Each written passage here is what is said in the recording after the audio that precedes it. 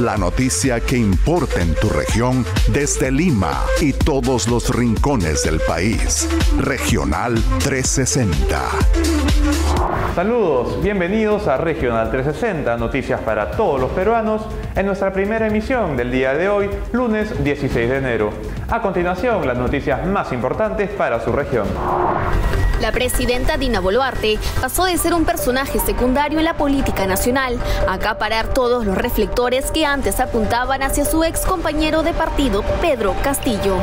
Sin embargo, hoy, a pesar que sobre sus hombros recae la responsabilidad de conducir al país, no tuvo reparos en ausentarse de la escena pública, mientras que sectores del país se enfrentaban en busca de la atención a sus reclamos. Y es que si bien a finales del 2022, la mandataria hizo un recorrido por la prensa local afirmando su compromiso de diálogo y unión, cuando varias regiones del país detonaron violentas protestas, su voz no se volvió a escuchar. Es decir, luego de 3 semanas de su última aparición, vestida de blanco volvió a dirigirse a los peruanos para lamentar las pérdidas humanas, cambiar al ministro del Interior encargado de dirigir a las fuerzas del orden para enfrentar a las protestas y finalmente asegurar que no renunciará a la presidencia de la República.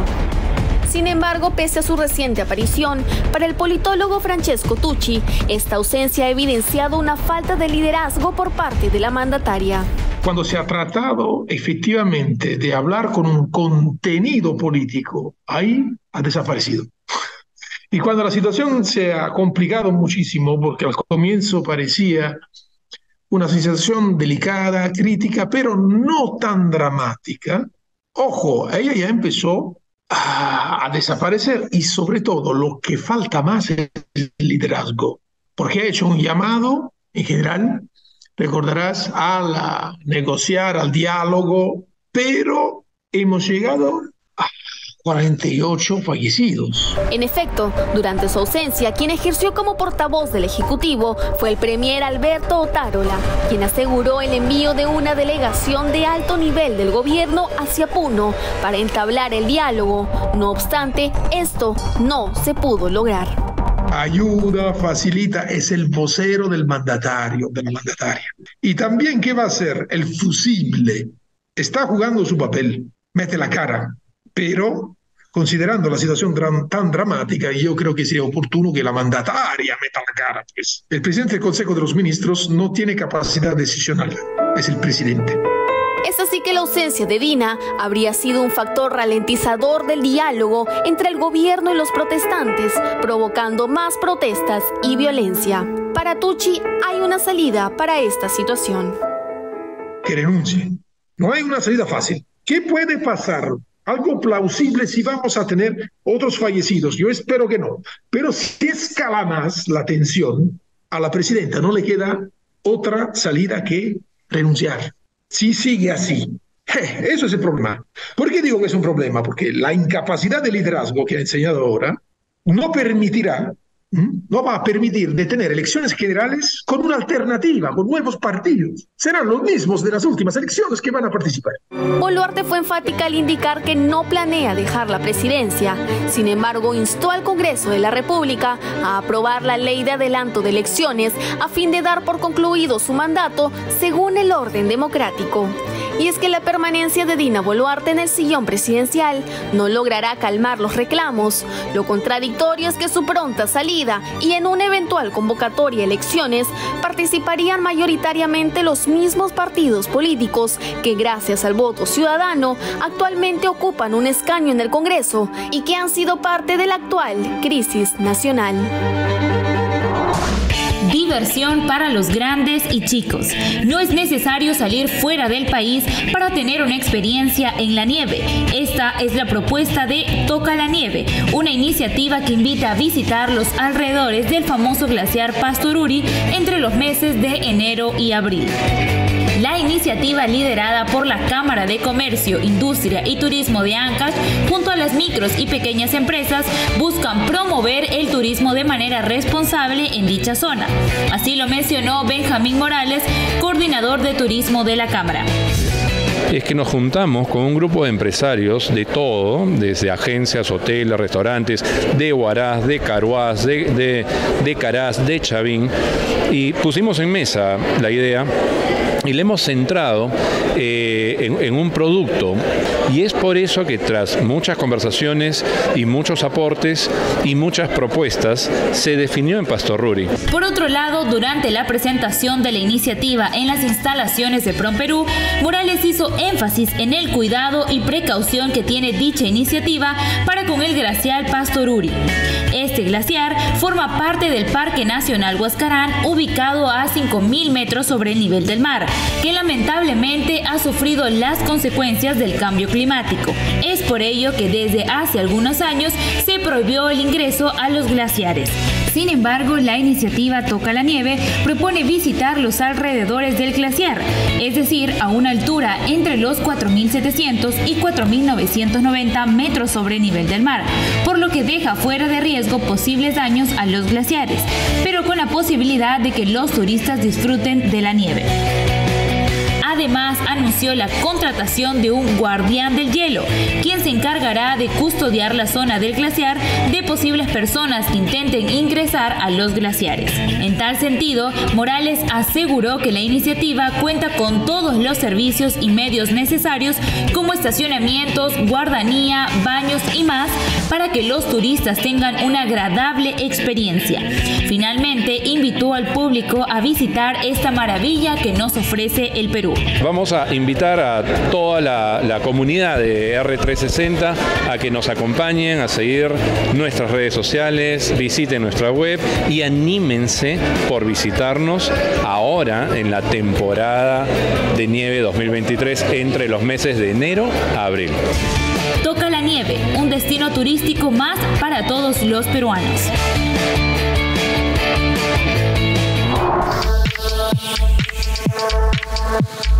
Nuestro país está de duelo y es algo que no podemos negar. Hay un lado humano que parece estar siendo postergado por el análisis político y hoy lo conversaremos con nuestro invitado, el padre Omar Sánchez. ¿Cuál es su reflexión desde su postura como representante de la Iglesia sobre estos hechos? Mi reflexión es que hay un grito, un reclamo, un grito que no está siendo escuchado y que lamentablemente ciertos grupos ideologizados están aprovechando para generar esta violencia y esta lucha de clases que lo único que hace es destruir el Perú, porque ya lo hemos vivido hace un tiempo en el Perú, una situación similar. Hay una protesta fundada, hay reclamos verdaderos, hay brechas enormes que cerrar, y esto se está aprovechando por gente que lo que quiere es sembrar el caos y la división entre los peruanos.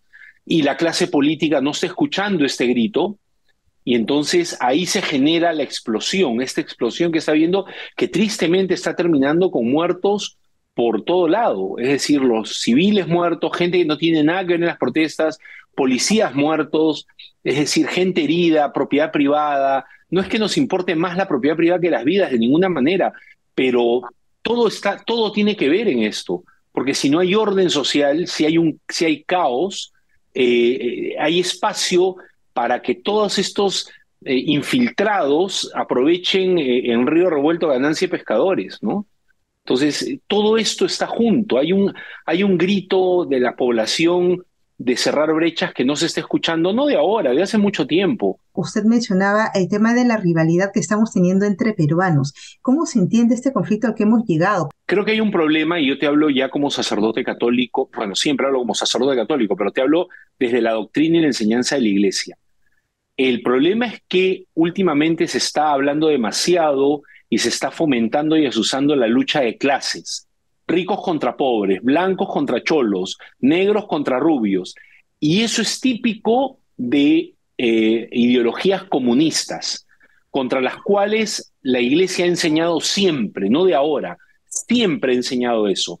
Pero también la Iglesia ha enseñado contra el capitalismo salvaje que cosifica a las personas y que las usa como entes de producción sin importarles su desarrollo integral humano. Entonces, las dos posiciones son contrarias a la enseñanza de la Iglesia, pero la que está azuzando la lucha de clases, la pelea entre peruanos, estas diferencias entre peruanos, es un comunismo radical que se está instalando y que ya se instaló en muchos ámbitos de la sociedad, lamentablemente, ¿no? Entonces, ¿cómo enfrentar esto? Mira, el diálogo es fundamental, pero no puede haber un diálogo de sordos. Hay gente que no le interesa dialogar. Y esa es parte de una ideología, no entrar en diálogo, es parte de una ideología. Entonces, abrir espacios al diálogo es fundamental para escuchar y resolver problemas, porque no nos estamos escuchando entre peruanos. ¿Qué rol está cumpliendo la Iglesia en estas zonas de mayor convulsión? Mira, la Iglesia tiene una responsabilidad política también y no puede callarse, tiene que hablar, no puede participar de política partidaria, que es algo que yo siempre he dicho y he enseñado. Cada vez que yo he hablado de política, no he hablado como participando de política partidaria, sino de política como una realidad temporal. El Concilio Vaticano II nos obliga. Pero la Iglesia ahora está haciendo una función de sostener a toda esta gente que está, digamos, que está abandonada por el Estado y que está abandonada por todo el mundo. Que no tienen, los comedores populares están abandonados, las ollas comunes están abandonadas, los jóvenes están abandonados, no hay emprendimientos que ayuden a la gente a salir adelante. La Iglesia acompaña estos procesos, pero debería tener una voz mucho más clara y ese es un reclamo que le hace la gente a la Iglesia y no la está teniendo. Y a veces quien sale a hablar con ideologías contrarias a la enseñanza de la Iglesia, lamentablemente, como hemos visto este sacerdote en Puno, ¿no? Que está hablando con ideologías contrarias a la enseñanza de la Iglesia, y ahí quien debe actuar es su autoridad inmediata, ¿no? Que su obispo debería de hablar con él y decirle, mira, lo que estás enseñando, estás usando a la violencia, estás invitando a la violencia, y eso no lo puede hacer nunca la Iglesia. La Iglesia tiene que estar en el medio como un lugar de diálogo y de confrontación de ideas para encontrarse y poder resolver problemas en conjunto. ¿Tendría algún mensaje en particular para nuestros compatriotas en el sur del país? Que sus luchas son justas, que creo que son luchas justas, que son una población que se siente abandonada justamente, pero que el camino para solucionarlo para solucionar estas demandas, no es el que han tomado. El camino que han tomado no es el camino de solución. El camino de solución es el camino del diálogo, del trabajo. Muchos se presentan como falsos profetas blandiendo la bandera de la violencia, del odio entre peruanos. Todo eso hay que desterrarlo. Cualquiera que se presente blandiendo la bandera del odio y de la violencia, no le creas, tapa tus oídos. Escucha a aquel que se presenta blandiendo la bandera de la reconciliación, de la paz, del diálogo y de la lucha justa que tienes y que mereces tener. En los últimos 4 años, las municipalidades en distintas regiones del país solo han gastado el 60% del dinero que disponían para invertir en sus localidades. Según el Instituto Peruano de Economía, esto quiere decir que dejaron de usar cerca de 40.000 millones de soles en beneficio de la población. Esta deficiencia para gastar en obras y otros rubros se da principalmente en regiones mineras, donde las empresas que trabajan en sus zonas les pagaron alto canon y regalías por los altos precios de los minerales que se vendieron durante el 2021 y gran parte del 2022. Por ejemplo, en Yarabamba, Arequipa, que es una de las 5 localidades del Perú que cuenta con más dinero, sus ingresos aumentaron un 126% entre el 2019 y el 2022. Es decir, recibió más del doble, pero solo gastó el 25% de todo lo que tenían. Para Fernando González, economista de IP, las regiones que reciben más dinero de las mineras son las que menos lo usan. Regiones como Arequipa, Ica, Ancash y Pasco han gastado solo el 50% y hasta menos de lo que tienen.